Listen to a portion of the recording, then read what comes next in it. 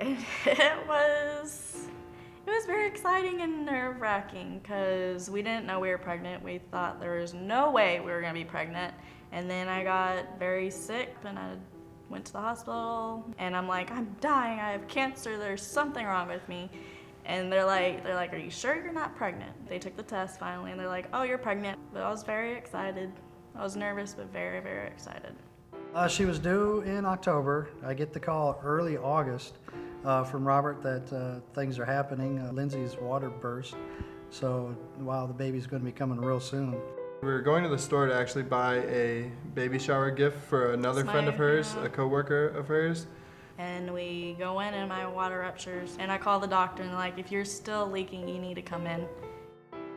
Once it started happening, there's a lot of things were going really quick. There were a lot of doctors and a lot of nurses. The whole room filled up really fast and they already knew, because due to her prematurity, that they were going to need the giraffe, which is the incubator.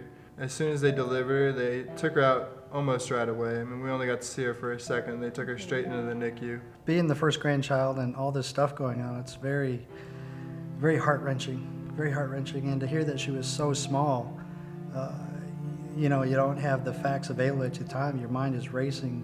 What's her survival chances? What's going to go on? What I was worried about most is that she just might not make it. She is very, very small. She's only 2 pounds, 8.9 ounces, and 15 inches long. And it was probably, I don't know, maybe an hour and a half after she was born that we were actually finally able to get up and go into the NICU. The first time we saw her was very happy because we actually finally got to see her and know that she was alive and doing okay. But it was very terrifying at the same time to see that she had so many tubes hooked up to her and there was so much going on and we couldn't touch her, we couldn't hold her. But the doctors and nurses in the NICU were very reassuring that they were some amazed. of the things to look they for. were amazed that she was doing so well. Like, they couldn't believe that this premature baby 11 weeks early was actually acting like a full-term baby.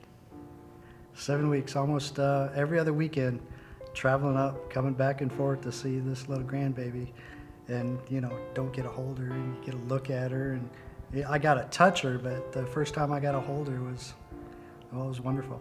And that was the day she got to go home.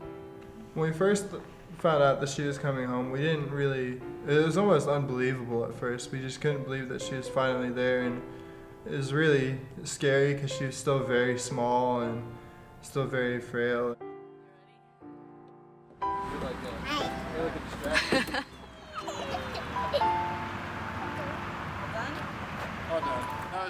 She's a typical 2-year-old, very healthy, very happy.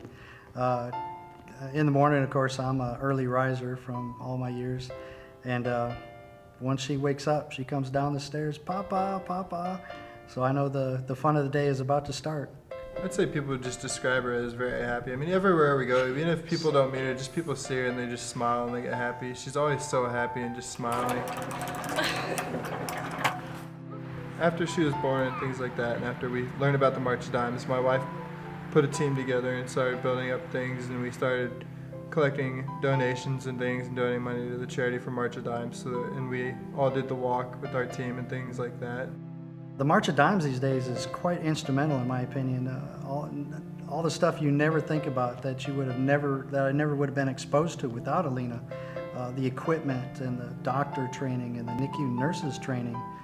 It's all because of the March of Dimes. After we'd done some research and we found the March of Dimes, that we learned was that before the baby was born, they had to give her 2 shots called Serpectin to help with the development of the child's lungs and things like that, and to help make sure that the baby would have a better fighting chance after she was born. And we learned that March of Dimes were one of the key people that did the research and the development for that to help with babies.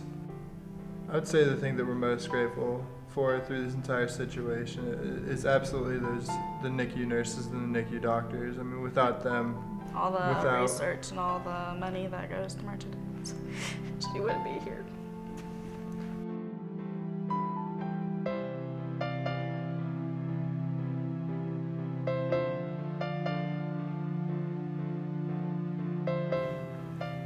Thank you for supporting March of Dimes.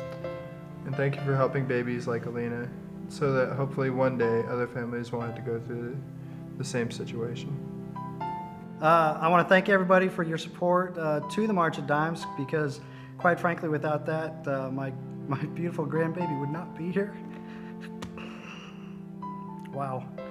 And so yeah, without their support, with their help and their knowledge, my grandbaby would not be here and thriving and surviving as well as she does.